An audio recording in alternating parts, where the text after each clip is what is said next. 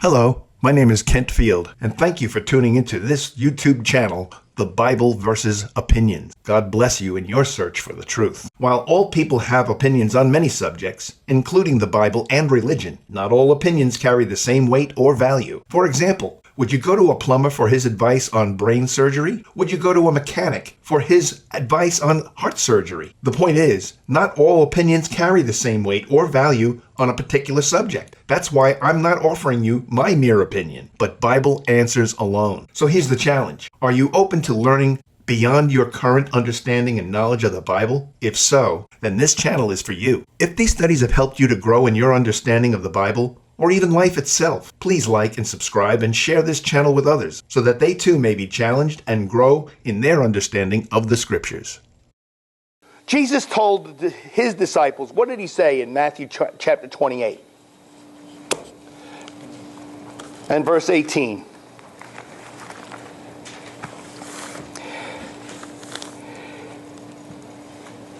And he came up and he spoke to them, saying, all authority has been given to me in heaven and on earth. Therefore, based on this authority that was given to me, he said, go and make disciples of all the nations. You make disciples. He said, go to his apostles, and he said, you make disciples. That's a responsibility he gave to his disciples to go make disciples. Literally, if you read that in the Greek, it's discipleize the nations. Let me see if I can find that.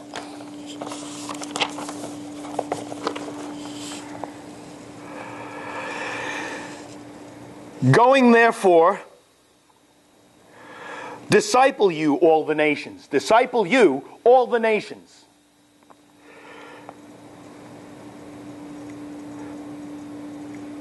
Methotusate.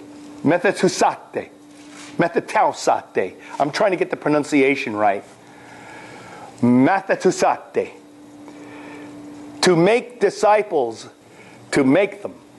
So, it's your job to make these disciples. It's our job. It's the apostles' job to do that. And he told them to, in turn, do the same thing. And they told us, in turn, to do the same thing. Where did we see that before? We saw that in Timothy, didn't we?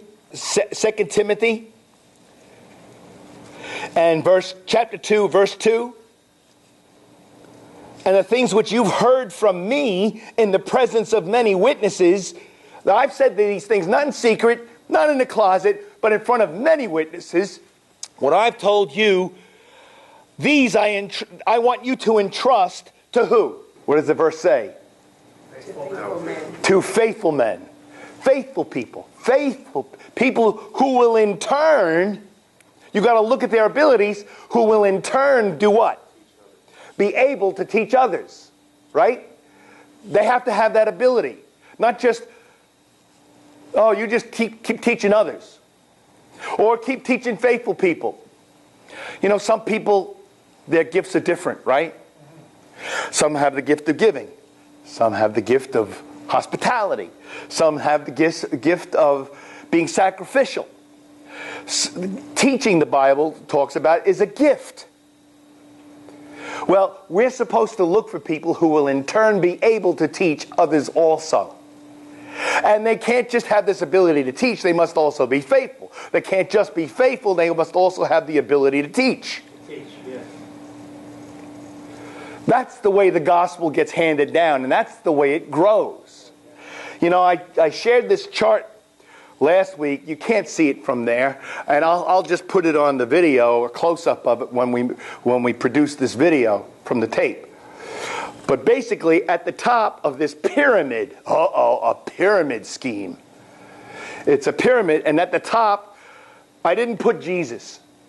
I'm going to tell you right out. I'm going to be honest with you. And I didn't put Kent. I put Y-O-U. You. You're at the top of this pyramid. If you just baptized 2 people, taught, studied with, and baptized 2 people this year, and worked on it, so where they would be able to teach others also, You just did 2. And that's it. That's it. For the next year and the year after that, you don't have to do any more. Just those 2. And they stay faithful. And then the next year, those 2 in turn teach 2 each. That gets you 4 by the end of the second year. Right? That gets you 4. And if they kept doing that, in the third year, those 4 teach 2 each. That gives us 8. On the 26th year, by the end of the 25th year, you would have 33,554,432 baptisms. In just a quarter century. 33 million.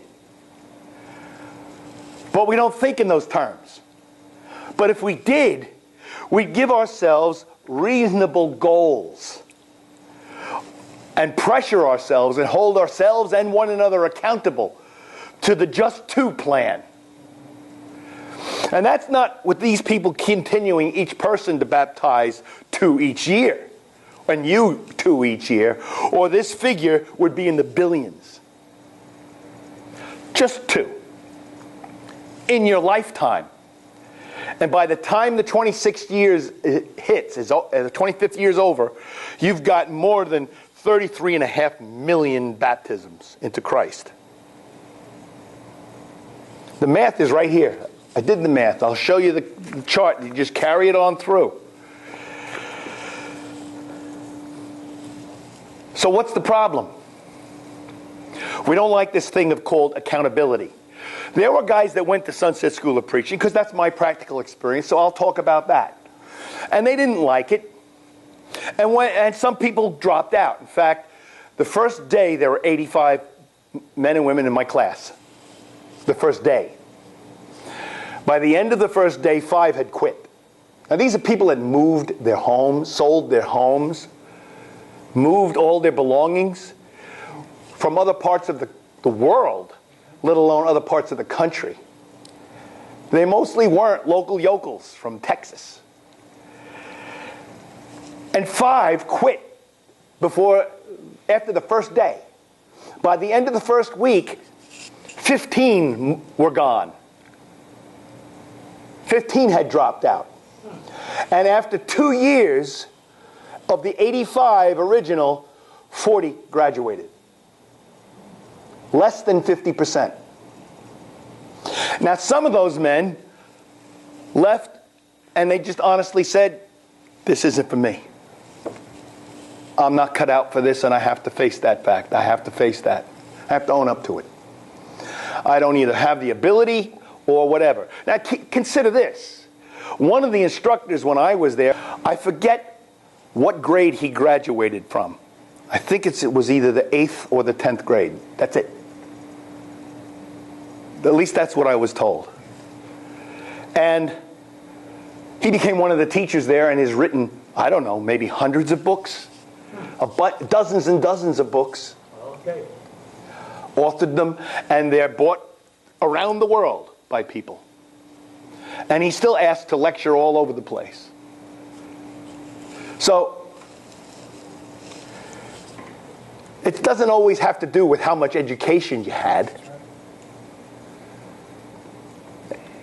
But some people may not have the abilities that other people have. And again, we're talking about different gifts. Well, at that point, you may have to face the music. Others said this is not for me because they didn't want to be held accountable. They didn't want some guy telling them what they have to memorize and what they don't have to memorize. They got an attitude. Some of those men got an attitude with my wife because she hardly was able to attend classes sometimes because she was pregnant or had morning sickness and other things. But she'd get 95s and 100s on the tests. She took them. Okay. And some of these men who were going there found out and they were getting 55s and 60s and 65s.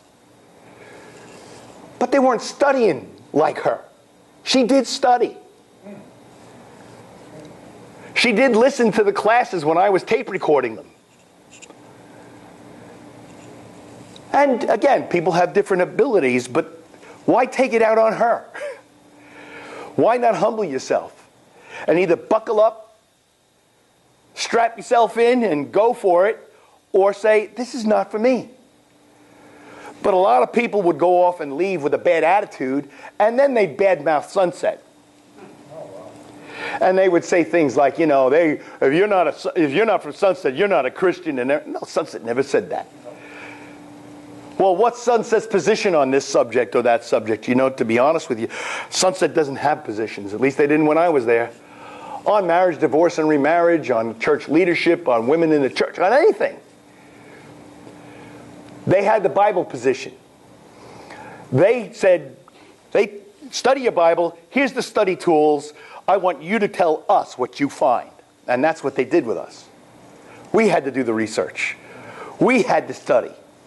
What they did is teach us how to study, how to exegete a passage. That means how to pull the truth out of the passage, how to glean the truth out of the passage without using crowbars and dynamite to get it to say things that it never said.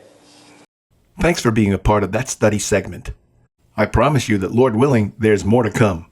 With the understanding that the mind can only absorb what the seat can endure, many of these studies have been broken up into a series of bite-sized segments. So be sure to look for the next segment in each Bible study subject, so you won't miss out on any important information. Please like and subscribe if you feel that this lesson's helped you, and God bless you in your search for truth.